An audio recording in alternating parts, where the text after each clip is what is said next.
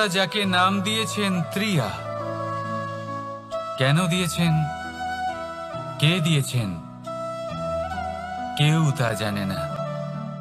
কথায় আছে পুরুষরা ভাবেন যে ত্রিয়া, ভাবেন একরকম, বলেন অন্য কিছু, আর করেন অন্য কিছুই। কিন্তু সত্যিটা কি এটাই? আসল সত্যি হলো এটাই যে ত্রিয়া হলো সেই চরিত্রহীন পুরুষ আর কেউ নয়। সেই পুরুষ যারা নারীকে বলেন যে আপনি হলেন মা, আপনি হলেন দেবী, আপনি হলেন বোন। আর ভাবেন কি? ভাবেন যে এই নারী হলো আমাদের পায়ের ধুলো আর কিচ্ছু নয়। আর কি করেন? ওনাদের মাথায়, ওনাদের খোপায় মালা পরিয়ে দিয়ে ভাবেন যে ওনারা হলেন তাদের পায়ের ধুলোর সমান। একজন নারীর সম্মান ভঙ্গ করেন, তাদের দাসী মনে করেন। ভুলবেন না, যত্র নারী আস্ত পূজ্যন্তে রমন্তে তত্র দেবতা।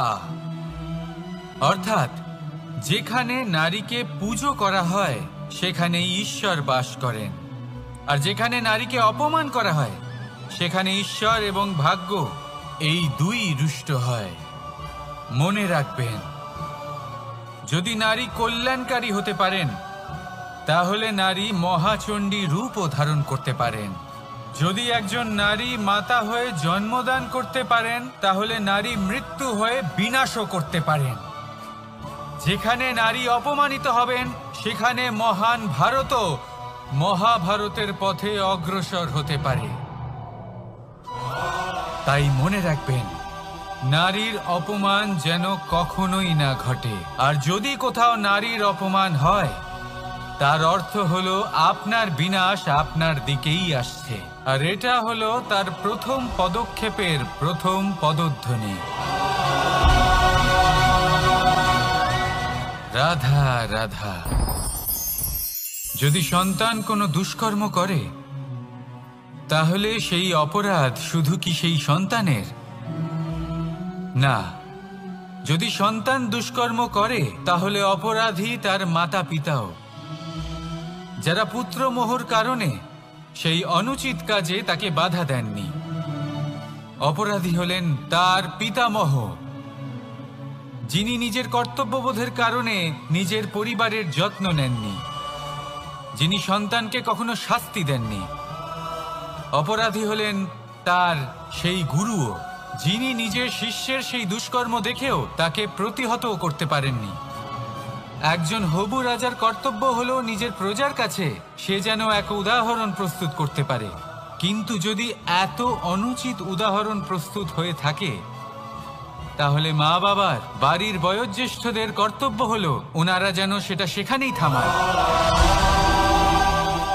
হয় ভালোবেসে নয়তো শাস্তি দিয়ে। যদি না থামানো হয় তাহলে মহাভারত অবশ্যম্ভাবী। বিজয়, বিজয় লাভের জন্য মানুষ কি না করে থাকে, যে কোনো সম্ভাব্য প্রচেষ্টা করে। কিন্তু নিজের বিজয় লাভের জন্য বাজিতে যা ইচ্ছে তাই রেখে দেওয়া কি উচিত কাজ? কখনোই নয়। নিজের হারানো সম্মান, নিজের হারানো সম্পত্তি, নিজের হারানো অধিকার ফিরে পাওয়ার শুধু একটাই পথ রয়েছে, আর তা হলো পুরুষার্থ, দ্রুতক্রিয়া নয়। যে মানুষ নিজেই হেরে গেছে, নিজেই নিজের জয়লাভ করার জন্য অন্য কাউকে কিভাবে বাজিতে রাখতে পারে? এ হলো সম্পূর্ণরূপে অনুচিত। অনেক সময় অনেক ধন লাভ করার জন্য, অনেক সম্পত্তি লাভ করার জন্য আমরা নিজের আসল ধন, আমাদের আপনজন, তাদেরকে হারিয়ে ফেলতেও প্রস্তুত হয়ে যাই। এটা একেবারেই উচিত নয়। যত বড়ই সংকট আসুক না কেন, আমাদের আপনজনদের আমাদের সাথেই রাখা উচিত। নিজের বিজয়ের জন্য ওনাদের বাজি রাখা ঠিক নয়। এই ভুল কেউ একজন করেছেন, আপনি তা ভুলেও করবেন না। রাধা রাধা। নারী, জন্মসূত্রে কারোর কন্যা, ধর্মসূত্রে কারোর পত্নী, আর কর্মসূত্রে কারোর মা। আমাদের মনে এই ছবি আঁকা রয়েছে একজন নারীকে নিয়ে, তাই না? একটা অতুলনীয় ভূমিকা রয়েছে নারীদের আমাদের জীবনে, আর নারী ছাড়া আমরা কিছুই নই। কিন্তু অধিকার, সেখানে আমরা একটা ভুল করে বসি। যখন নারী একজন কন্যা থাকে, যখন সে জন্ম নেয়, তখন তার ওপর অধিকার থাকে তার পিতার। আর তারপর যখন বিয়ে হয়ে যায়, তখন তার অস্তিত্বের উপর অধিকার থাকে তার স্বামীর। আর যখন তিনি মা হন, তখন নিজেই তিনি জীবনের সমস্ত অধিকার দিয়ে দেন তার সন্তানকে। কিন্তু আমরা কি কখনো এটা ভেবেছি এই জীবন হলো তার নিজের? যে নারী সবার কল্যাণ করছেন, তার জীবনের অধিকারও তার কাছেই থাকা উচিত, তাই না? তার নিজের জীবনের সিদ্ধান্ত সে নিজেই নিতে পারেন, নিজেই নিজের ভাগ্যের রচয়িতা হতে পারেন। আর এর জন্য আমাদের নিজেদের পাল্টাতে হবে, দৃষ্টিভঙ্গি পাল্টাতে হবে। কারণ এই ধারণা সেটা আজ বা কালকের ব্যাপার নয়, এটা ঘটে চলেছে বহু বছর ধরে, আর চলতেই থাকবে যদি আমরা এটা না বদলাই। আর এটা তখনই সম্ভব হবে যখন আমরা নিজেদের মধ্যে পরিবর্তন আনব। তাই আজকের পর থেকে, এই মুহূর্ত থেকে, কোনো নারীর ওপর অকারণ অধিকার স্থাপনের আগে সহস্রবার ভেবে দেখবেন। কারণ যখন নারী নিজের অধিকার কেড়ে নিতে বাধ্য হবেন, তখন শুধু এবং শুধুমাত্র বিনাশই ঘটবে। রাধা রাধা। অনেক ব্যক্তির মনে একটা প্রশ্ন জাগে আমাকে আর রাধাকে নিয়ে। বলেন যে, না আমি আর রাধা একসাথে থাকি, না আমাদের বিয়ে হয়েছে, আমি এখানে দ্বারকাতে, ও ওখানে বর্ষণাতে, তাও এত ভালোবাসা কি করে? এ কেমন সম্পর্ক? আমি তাদের একটা সহজ কথা বলতে চাই। আপনি কখনো আয়নার দিকে দেখেছেন? নিজের দুই চোখের দিকে তাকিয়ে জিজ্ঞাসা করুন, এই দুই চোখ একসাথে কেন বন্ধ হয়, একসাথে কেন খোলে, একসাথে কেন ঘুমোয়, একসাথে কেন কাঁদে? আজীবন কোনো এক মানুষের সাথে সম্পর্ক রাখা অবশ্যই সম্ভব, তাদের সাথে দেখা না করে। আমার আর রাধার ভালোবাসাও কিছুটা এরকমই, আর কিছুটা এরকমই হয় ভালোবাসা দুই নয়নের মতো, যারা কখনোই মিলিত হবে না, কিন্তু চিরকালের জন্য একসাথে জুড়ে থাকবে। এই অনুভূতি নিঃস্বার্থ হয়, আর এই নিঃস্বার্থ ভালোবাসা আপনাকে আনন্দের পথে অগ্রসর করে। জীবনে সবসময় নিঃস্বার্থভাবে ভালোবাসুন, শুধুমাত্র আনন্দই পাবেন। তাহলে আসুন আমার সাথে নিঃস্বার্থভাবে ভালোবেসে বলুন, রাধা রাধা। মানুষ, কোন ব্যক্তির নির্মাণ হয় কিভাবে?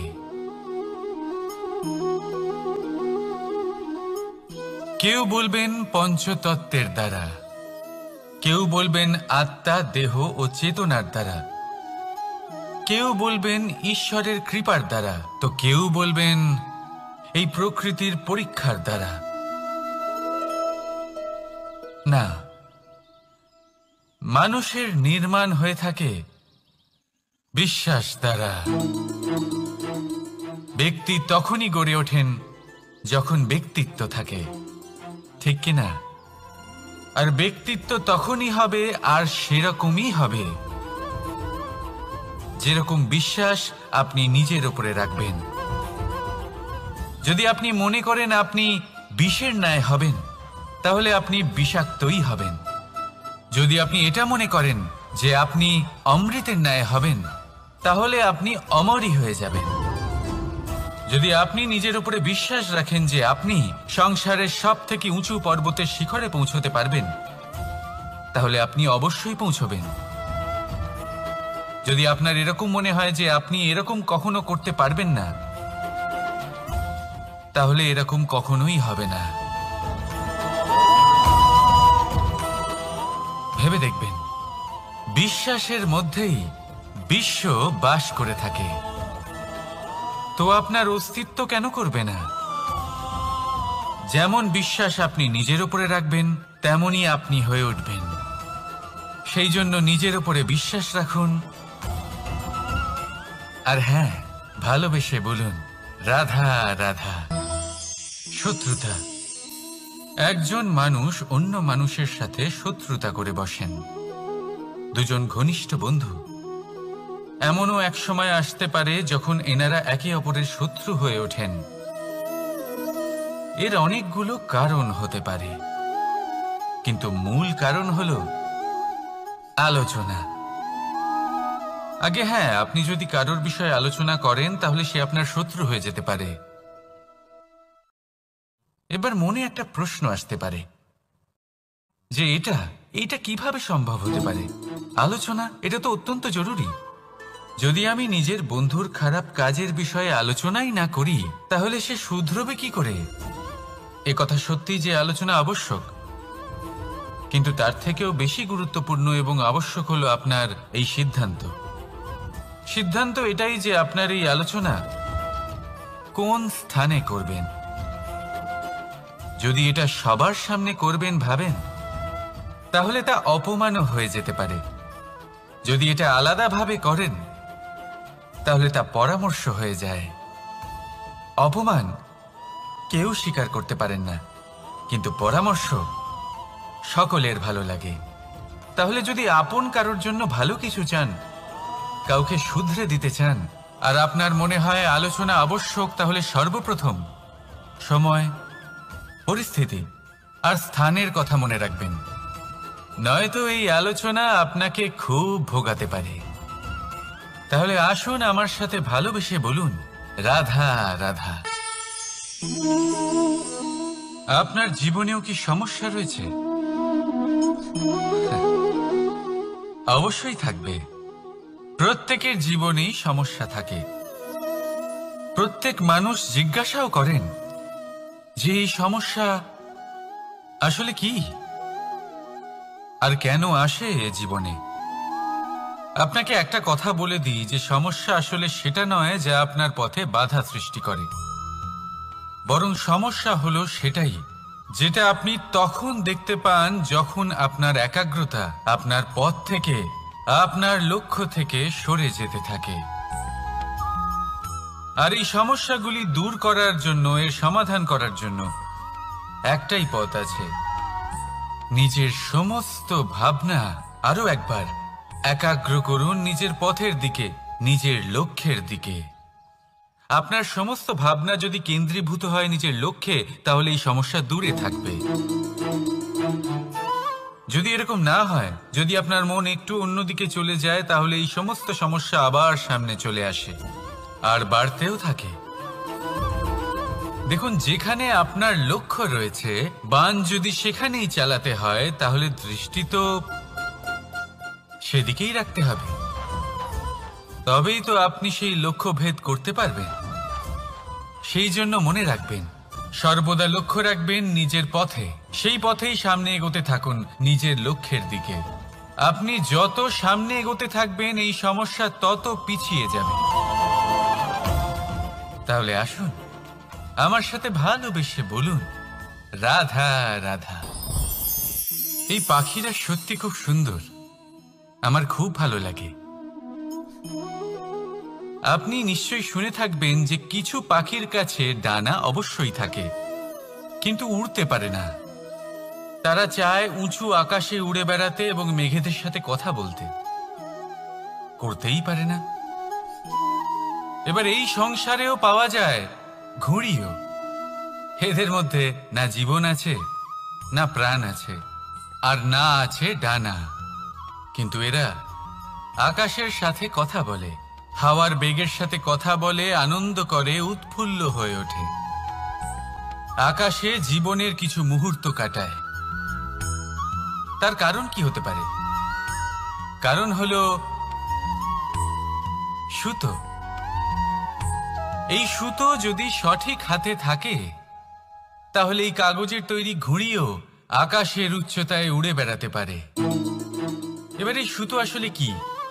এই সুতো হলো আসলে ভালোবাসা, এই সুতো হলো আসলে বিশ্বাসের। আর এটা আপনি দিয়ে থাকেন তাদের হাতে যাদের আপনি বিশ্বাস করেন, যাদের আপনি নিজের সর্বস্ব দিয়ে দেন। ভেবে দেখুন, এই ভালোবাসা আর বিশ্বাসের সুতো আপনি যদি সঠিক মানুষের হাতে দিয়ে দেন, তাহলে আপনি অনেক উচ্চতায় উঠতে পারবেন, আকাশের উচ্চতায় উড়ে বেড়াতে পারবেন, মেঘের সাথে কথা বলতে পারবেন, পাখিদের মতো উড়তে পারবেন, যা ইচ্ছে তাই করতে পারবেন। শুধু এই মানুষ সঠিক হতে হবে, এমন একজন মানুষ যার মনে আপনার জন্য ভালোবাসা রয়েছে, এমন এক মানুষ যার মনে কোনো স্বার্থ নেই, যিনি পরোপকারী, এমন একজন ব্যক্তি যিনি আপনার অস্তিত্বকে বাইরে নিয়ে আসতে পারবেন, তাকে উজ্জ্বল করে তুলবেন। তাহলে ভালোবাসুন, আনন্দ করতে থাকুন, আর এই আনন্দ সহকারে বলুন, রাধা রাধা। আমরা সকলে এমন ব্যক্তির সাথে থাকতে চাই যারা খুব মিষ্টি কথা বলেন, যাদের ব্যবহার আমাদের ভালো লাগে, যারা দেখতে সুন্দর হন, যাদের আমরা পছন্দ করি।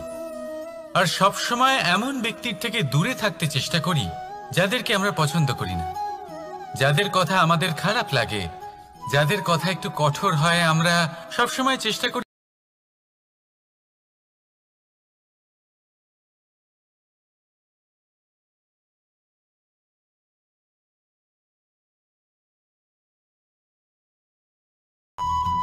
ওষুধও একটু কড়াই হয়, কিন্তু এ কি করে? আমাদের সুস্থ করে তোলে। ঠিক সেইভাবেই ভালোবাসার এই অধ্যায় একটু কঠিন, একটু কড়াও মনে হতে পারে, কিন্তু এর ফল সবসময় আপনাদের স্বাস্থ্যের পক্ষে ভালোই হয়। সেই জন্য যদি কেউ আপনার নিন্দে করে, আপনাকে কড়া কথা শোনায়, আপনার ব্যাপারে আলোচনা করে, তার মানে এটা নয় যে সে আপনার শত্রু। হতে পারে তিনি আপনার বন্ধু হন, আপনার জন্য ভালো চান, আপনাকে শুধরে নিতে চান, আপনার মধ্যে কোনো পরিবর্তন দেখতে চান। সেই জন্য কখনো কারোর কথা শুনে বা কাউকে দেখে প্রাথমিকভাবে এই সিদ্ধান্ত নেবেন না যে তিনি আপনার শত্রু হন নাকি আপনার বন্ধু হন। এমনও শত্রু হয়ে থাকেন যে গুড়ের মতো মিষ্টি মিষ্টি কথা বলে আসলে আপনাকে বিষ পান করিয়ে দেবেন। আর এমনও বন্ধু থাকেন যারা আসলে নিমের মতো কড়া কথা বলেন কিন্তু আপনাকে অমৃত পান করান। এদের মধ্যে পার্থক্য করতে জানতে হবে, কে আসলে শত্রু হন আবার কে আসলে মিত্র হন। এই পার্থক্য যখন আপনি করতে শিখবেন, তখন আপনি এই সংসারের সব থেকে সুখী প্রাণী হয়ে উঠবেন। এই পার্থক্য বোঝা সহজ নয়, কিন্তু অবশ্যই আবশ্যক। রাধা রাধা। অসুখ। এমন কোনো মানুষ আছেন এই সংসারে যার অসুখ করে না? প্রত্যেক মানুষ কখনো না কখনো অবশ্যই অসুস্থ হয়েছে, তার এই শরীর রোগের শিকার অবশ্যই হয়েছে। এবারে দেখুন, এই রোগ আসে আবার এই রোগ চলেও যায়, কিন্তু সেই রোগ আমাদের কষ্ট দিতে কেন সক্ষম হয়? কারণ হলো স্বচ্ছতা। যদি এই স্বচ্ছতা শরীরে না থাকে, তাহলে মানুষকে শারীরিক কষ্ট পেতেই হবে। ঠিক সেইভাবেই অত্যন্ত প্রয়োজনীয় হলো এই স্বচ্ছতা যেন মনেও থাকে। যদি এই স্বচ্ছতা মনে না থাকে, তাহলে মানুষ চারিত্রিকভাবে কষ্ট সহ্য করেন। এবারে নিবারণ কি হতে পারে? বড়ই সহজ এর উপশম। যদি রোগ শরীরে হয়, তাহলে সর্বপ্রথম স্বচ্ছতা বজায় রাখতে শিখুন, এই শরীরকে পরিষ্কার রাখতে শিখুন। বিচক্ষণতার সাথে এই রোগের সম্মুখীন হন, ভয় পাওয়ার কোনো দরকার নেই। ব্যায়াম করতে থাকুন, সব ঠিক হয়ে যাবে। সেইভাবেই যদি এই অসুখ মনে হয়, তাহলে কি করা যায়? সর্বপ্রথম তার আধারের উপরে নজর দিন। আপনার এই আধারই হলো আপনার আহার। যা আপনি আহার করবেন সেরকমই মানুষ হয়ে উঠবেন। সেইভাবেই আপনি যেরকম ভাবেন সেরকমই মানুষ হয়ে উঠবেন। সেই জন্য নিজের ভাবনাকে শুভ করুন, নিজের দৃষ্টিভঙ্গিকে শুভ করে তুলুন, সব কিছু সঠিক হবে। আপনার আমার সবার মধ্যেই এক রাক্ষস বাস করে, তার সম্মুখীন হন, তাকে পরাস্ত করুন। তাহলে এই রোগ সে শরীরেই হোক বা মনের মধ্যে, যদি সঠিক সময় তাকে আটকানো না যায়, তাহলে যে কোনো সময় তা মহামারীর রূপ ধারণ করবে। সেই জন্য সাবধানে থাকুন, সুস্থ থাকুন। তাহলে আসুন আমার সাথে ভালোবেসে বলুন, রাধা রাধা। বাজ পাখিকে পক্ষীরাজ বলা হয়, বাজের আয়ু হলো মোটামুটি 70 বছর। এবার 40 বছর হতে হতেই ওদের পালক লম্বা এবং ভঙ্গুর হয়ে যেতে থাকে, ঠোঁট বেঁকে যায়, ডানা ভারী হয়ে যায়, অর্থাৎ আগের মতো উড়তে পারে না, সেই শক্তি থাকে না। এবার সেই বাজ কি করবে? বাজ সব থেকে কঠিন নির্বাচন করে, নির্বাচন নিজের পুনর্স্থাপনার। সর্বপ্রথম একটা বিশাল পর্বতে যায়, একান্তে নিজের এক বাসস্থান তৈরি করে, আর তারপরে পাথরের সাথে নিজের ঠোঁট বারবার আঘাত করতে করতে সেই ঠোঁট ভেঙে ফেলে। তারপরে সে অপেক্ষা করে সেই ঠোঁট পুনর্নির্মাণ হওয়ার। তারপর সেটাই করে নিজের পালকের সাথে। তারপরে নিজের ডানা থেকে এক এক করে ভারী পালকগুলো ছিঁড়ে ফেলে দেয়।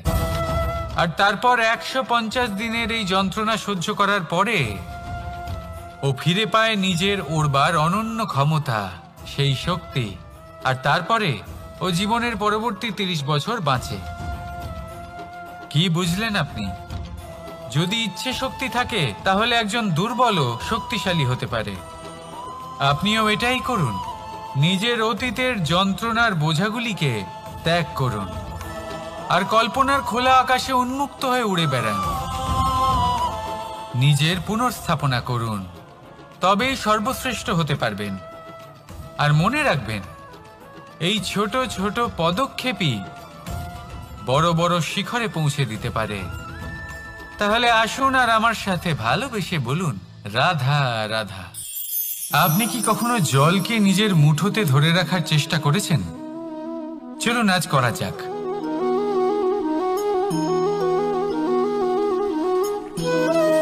যদি আপনি নিজের মুঠো জোরে বন্ধ করেন, জল ধরে রাখতে পারবেন না। যদি আপনি তাকে এমনি বইতে দেন, তাহলে ও নিজের পথ নিজেই করে নেবে আর আপনার হাতেও থেকে যাবে। আমাদের জীবনও হলো কিছুটা এরকম, জলের মতো। নিজের পথ নিজেই করে নেয় এই জীবন। প্রত্যেক সমস্যার সমাধান নিজেই করে নেয় এই জীবন। তাই জীবনে যখন কোনো পরিস্থিতি আমাদের প্রতিকূল হয়ে থাকে, কিছুই হয়তো আমরা বুঝতে পারছি না, কিছুই যখন বসে থাকে না, তখন আমরা হতাশ হয়ে পড়ি, নিরাশ হয়ে পড়ি। আর এটাই করা উচিত নয়। শান্ত মনে দেখতে হবে যে এই জীবনে আসলে কি ঘটে চলেছে। কষ্ট সবাই ভোগ করেন। কষ্ট পেলে কেউ রেগে যান, রেগে গিয়ে পরাক্রম দেখান। এটাই তো করা উচিত নয়। শান্ত মনে সেটাই করতে হবে যা জীবন আমাদের শেখাতে চাইছে। জীবন আমাদের সব শিখিয়ে দেবে, শুধু মনে রাখবেন কখন প্রয়াস করতে হবে আর কখন আমাদের প্রতীক্ষা করতে হবে, সেটা আগে আপনাকে বুঝতে হবে। তাহলে আসুন আমার সাথে ভালোবেসে বলুন, রাধা রাধা। বল, শক্তি, পরাক্রম এই সংসারের বিকাশের মূল। কিন্তু কখনো ভেবেছেন যে প্রকৃতি আমাদের এই বল, শক্তি, পরাক্রম কেন দিয়েছেন? যাতে আমরা জীবনে কারোর উদ্ধার করতে পারি, কাউকে সাহায্য করতে পারি, কারোর জন্য ভালো কিছু করতে পারি, কোনো গরিব অসহায় মানুষের জন্য কিছু করতে পারি। এই বল, এই শক্তির সদ্ব্যবহার করতে পারি। কখনো দেখেছেন এমন মানুষ যার কাছে অসীম শক্তি আছে, কিন্তু তার সাথেই অসম্ভব অহংকারও রয়েছে? যিনি নিজেকে সর্বশ্রেষ্ঠ বলে মনে করেন, খারাপ কাজও করেন। আপনি দেখবেন প্রকৃতি এবং মানুষ তাকে ভাঙতে সর্বদা চেষ্টা করেন। মনে রাখবেন, যতই সুবিশাল পর্বত হোক না কেন, তা যদি পথে পড়ে, তাকে ভেঙে পথ প্রশস্ত করা হয়। যদি আপনার কাছে বল থাকে, শক্তি থাকে, পরাক্রম থাকে, তাহলে তার সদ্ব্যবহার করুন, কাউকে সাহায্য করুন, কাউকে রক্ষা করুন। যদি আপনি আপনার শক্তির দুর্ব্যবহার করেন, তাহলে মনে রাখবেন আপনি নিজের বিনাশ নিজেই আমন্ত্রণ করছেন। এবার বল অর্জন করার পরে, শক্তি অর্জন করার পরে আপনি নিজেকে বিনাশ করতে চান নাকি এই সংসারের উদ্ধার করতে চান, সিদ্ধান্ত আপনার। রাধা রাধা। মানুষ আর ধন, এই দুইয়ের মধ্যে সম্পর্ক খুব ঘনিষ্ঠ। ধন হলো সেই শক্তি যার ব্যবহার মানুষ করে থাকে সাংসারিক বস্তু ক্রয় করার জন্য, নিজের জীবন যাপন করার জন্য। আর মানুষ হলো সেই শক্তি যারা ধনকে গুরুত্বপূর্ণ করে তোলেন। এবার একটা কথা বলি, ব্যবহার করা উচিত ধনকে আর ভালোবাসা উচিত মানুষকে। এটা বেশিরভাগ মানুষই বোঝেন না। মানুষ এখানেই সব থেকে বড় ভুল করে বসেন। তারা ভালোবাসেন ধনকে আর ব্যবহার করেন মানুষকে। এ হলো অনুচিত। দেখুন, আপনি একটা সূচের দ্বারা যুদ্ধ করতে পারবেন না, আর কোনো তলোয়ার দ্বারা বস্ত্র সেলাই করতে পারবেন না, তাই না? কোনটা কিসের জন্য হয় সেটা বোঝা অত্যন্ত জরুরি। আপনিও সঠিক দিকে অগ্রসর হন। মানুষকে ভালোবাসুন আর ধনকে ব্যবহার করুন। যদি আপনি মানুষকে ব্যবহার করেন তাহলে আপনি ভালোবেসে ফেলবেন ধনকে, আর এই ভালোবাসা ধীরে ধীরে পরিণত হবে লোভে, আর ধীরে ধীরে এটা আপনাকে বিনাশ করে দেবে। তাহলে সমস্ত মানুষকে ভালোবাসুন আর এইভাবে ভালোবেসে বলুন, রাধা রাধা। সাফল্য কে না চান? সাফল্য লাভ করার, শিখরে পৌঁছানোর আলাদাই একটা আনন্দ রয়েছে। আর আপনজনদেরও কে না চান? প্রত্যেক মানুষ চান যেন জীবনে তার কোনো আপনজন থাকে, যারা সবসময় তাদের সাথে থাকবে। কারণ আপনজনের সাথেই তো সাফল্যের আনন্দ সব থেকে বেশি পাওয়া যায়। কিন্তু আসলে কি হয়, অনেক সময় সাফল্যের খোঁজে সেই পথে চলতে চলতে আমরা আপনদের থেকে দূরে চলে যাই। না চাইতেও দূরে চলে যেতে হয়, ওনাদের সাথে সময় কাটাতে পারি না। আর আমরা ভুলে যাই যে সাফল্যের আসল আনন্দ আপনজনদের সাথেই পাওয়া যায়। সফল হওয়ার পরে আপনদের সাথে দেখা হলে তাদের চোখে আমাদের জন্য যে আবেগ থাকে, যে সম্মান, যে প্রেম থাকে, সেটাই হলো আসল পুরস্কার। আমরা সেই কথা ভুলে যাই এবং একা হয়ে পড়ি। বেশিরভাগ সময় এটাই হয়। বেশিরভাগ সময় সফল মানুষগুলি একা হয়ে যান। এবার আপনি কি চান? আপনি অসফল হয়ে দিনগুলি একাকিত্বে কাটাতে চান, নাকি সফল হয়ে আপনজনদের সাথে আনন্দে থাকতে চান? সেই সিদ্ধান্ত আপনার। সাফল্যের পেছনে ছুটুন, নিজেকে উজাড় করে দিন, কিন্তু আপনজনদের সঙ্গ ত্যাগ করবেন না। সেই আপনজন যারা আপনার সাফল্যের জন্য দায়ী, সেই আপনজন যিনি আপনার সাফল্যে আনন্দ পান, সুখ লাভ করেন, তাদের কখনো ত্যাগ করবেন না। আসুন আমার সাথে ভালোবেসে বলুন, রাধা রাধা। ভগবান আর ভক্ত যখন এক আকার হয়ে যায়, যখন ভক্ত তার ভগবানের প্রতি এবং নিজের জীবনের উদ্দেশ্যের প্রতি সম্পূর্ণরূপে সমর্পিত হয়, তখন জন্ম নেয় ভক্তি। এই সংসারের সমস্ত আশা হয়তো আপনার সঙ্গ ত্যাগ করে দিতে পারে, তখনও ভক্তি সাথে থাকবে।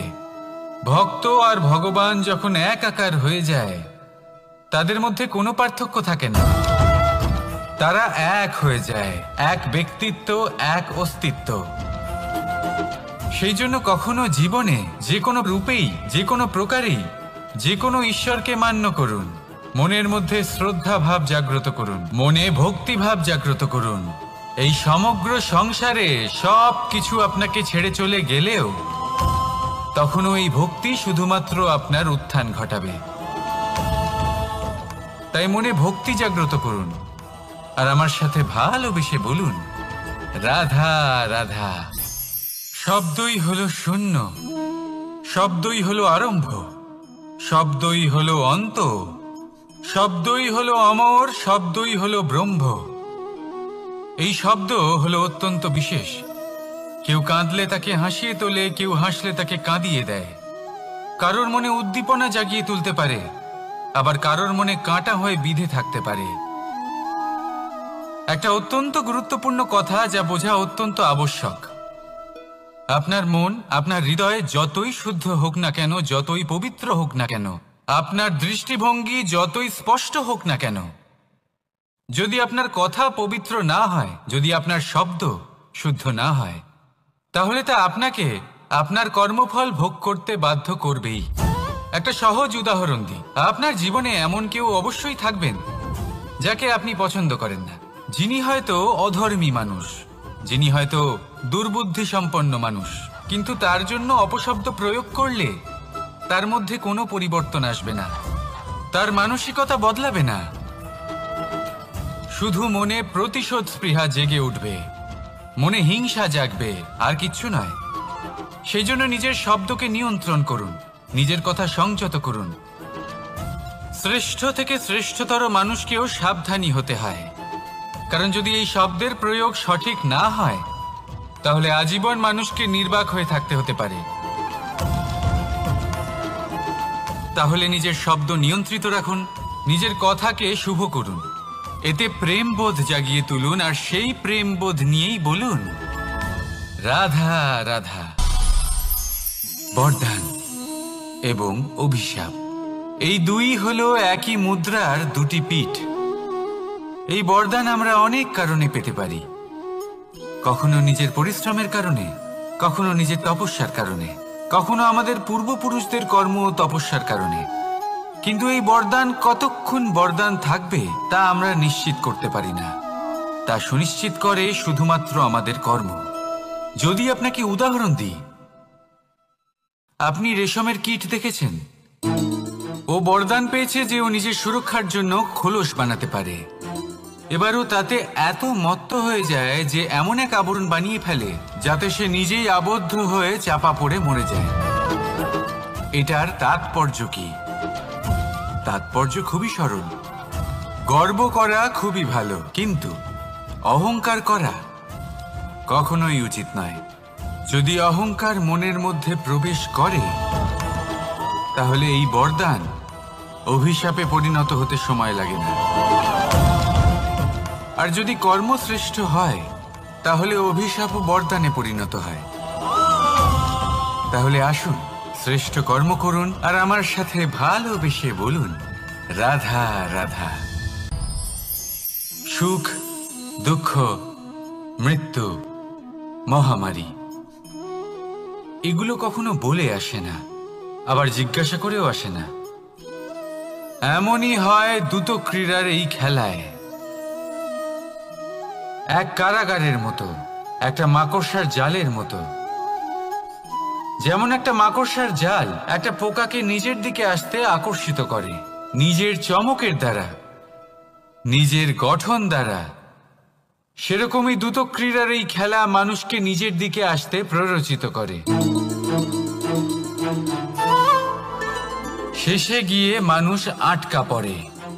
পার্থক্য শুধু এটাই, যখন এক পোকা এই জালে জড়িয়ে পড়ে তখন সে তার প্রাণ হারায়। মানুষ যখন এই দ্রুত ক্রীড়ায় আকর্ষিত হয় সে নিজের মান, নিজের ধন সব কিছু হারায়, নিজের বিবেক হারিয়ে ফেলে। কিন্তু আপনি আপনার বিবেক কখনোই হারাবেন না। যদি আপনার মনে লোভ চলে আসে আপনি লোভী হয়ে ওঠেন। যদি আপনি দ্রুত ক্রীড়ার এই খেলায় আটকা পড়েন তাহলে মনে রাখবেন এই খেলা থেকে ফিরে আসা প্রায় অসম্ভবই বলা যায়। নিজের বিবেক কখনো হারাতে দেবেন না, কারণ বিনাশ আসার প্রথম লক্ষণ হলো বিবেকের বোধ চলে যাওয়া। এই প্ররোচনায় কখনো পা দেবেন না। আর আমার সাথে ভালোবেসে বলুন রাধা রাধা। বিজয়, বিজয় লাভের জন্য মানুষ কি না করে থাকে, যে কোনো সম্ভাব্য প্রচেষ্টা করে। কিন্তু নিজের বিজয় লাভের জন্য বাজিতে যা ইচ্ছে তাই রেখে দেওয়া কি উচিত কাজ? কখনোই নয়। নিজের হারানো সম্মান, নিজের হারানো সম্পত্তি, নিজের হারানো অধিকার ফিরে পাওয়ার শুধু একটাই পথ রয়েছে, আর তা হলো পুরুষার্থ, দ্রুত ক্রীড়া নয়। যে মানুষ নিজেই হেরে গেছে, নিজেই নিজের জয়লাভ করার জন্য অন্য কাউকে কিভাবে বাজিতে রাখতে পারে? এ হলো সম্পূর্ণরূপে অনুচিত। অনেক সময় অনেক ধন লাভ করার জন্য, অনেক সম্পত্তি লাভ করার জন্য আমরা নিজের আসল ধন, আমাদের আপনজন, তাদেরকে হারিয়ে ফেলতেও প্রস্তুত হয়ে যাই। এটা একেবারেই উচিত নয়। যত বড়ই সংকট আসুক না কেন, আমাদের আপনজনদের আমাদের সাথেই রাখা উচিত। নিজের বিজয়ের জন্য ওনাদের বাজি রাখা ঠিক নয়। এই ভুল কেউ একজন করেছেন, আপনি তা ভুলেও করবেন না। রাধা রাধা। নারী জন্মসূত্রে কারোর কন্যা, ধর্মসূত্রে কারোর পত্নী, আর কর্মসূত্রে কারোর মা। আমাদের মনে এই ছবি আঁকা রয়েছে একজন নারীকে নিয়ে, তাই না? একটা অতুলনীয় ভূমিকা রয়েছে নারীদের আমাদের জীবনে, আর নারী ছাড়া আমরা কিছুই নই। কিন্তু অধিকার, সেখানে আমরা একটা ভুল করে বসি। যখন নারী একজন কন্যা থাকে, যখন সে জন্ম নেয়, তখন তার ওপর অধিকার থাকে তার পিতার। আর তারপর যখন বিয়ে হয়ে যায়, তখন তার অস্তিত্বের উপর অধিকার থাকে তার স্বামীর। আর যখন তিনি মা হন, তখন নিজেই তিনি জীবনের সমস্ত অধিকার দিয়ে দেন তার সন্তানকে। কিন্তু আমরা কি কখনো এটা ভেবেছি এই জীবন হলো তার নিজের? যে নারী সবার কল্যাণ করছেন, তার জীবনের অধিকারও তার কাছেই থাকা উচিত, তাই না? তার নিজের জীবনের সিদ্ধান্ত সে নিজেই নিতে পারেন, নিজেই নিজের ভাগ্যের রচয়িতা হতে পারেন। আর এর জন্য আমাদের নিজেদের পাল্টাতে হবে, দৃষ্টিভঙ্গি পাল্টাতে হবে। কারণ এই ধারণা সেটা আজ বা কালকের ব্যাপার নয়, এটা ঘটে চলেছে বহু বছর ধরে আর চলতেই থাকবে যদি আমরা এটা না বদলাই। আর এটা তখনই সম্ভব হবে যখন আমরা নিজেদের মধ্যে পরিবর্তন আনব। তাই আজকের পর থেকে, এই মুহূর্ত থেকে, কোনো নারীর ওপর অকারণ অধিকার স্থাপনের আগে সহস্রবার ভেবে দেখবেন। কারণ যখন নারী নিজের অধিকার কেড়ে নিতে বাধ্য হবেন, তখন শুধু এবং শুধুমাত্র বিনাশই ঘটবে। রাধা রাধা। নারী,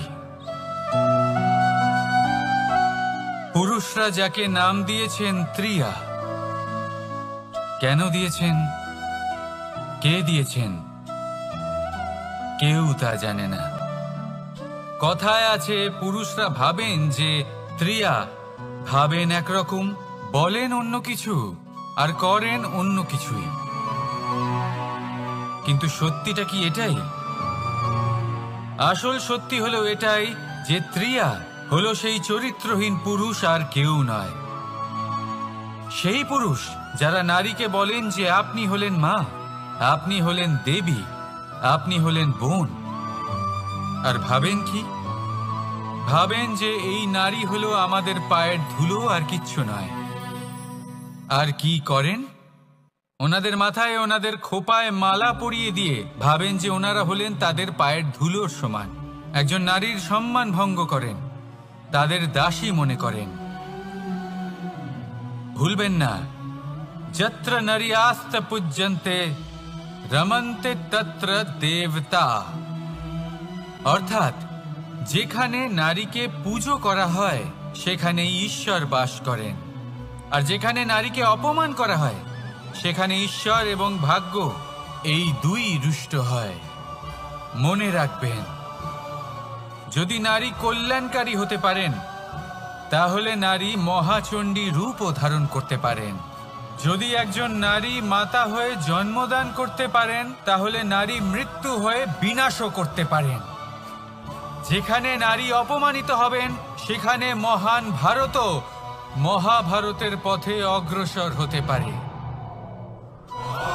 তাই মনে রাখবেন, নারীর অপমান যেন কখনোই না ঘটে। আর যদি কোথাও নারীর অপমান হয়, তার অর্থ হলো আপনার বিনাশ আপনার দিকেই আসছে। আর এটা হলো তার প্রথম পদক্ষেপের প্রথম পদধ্বনি।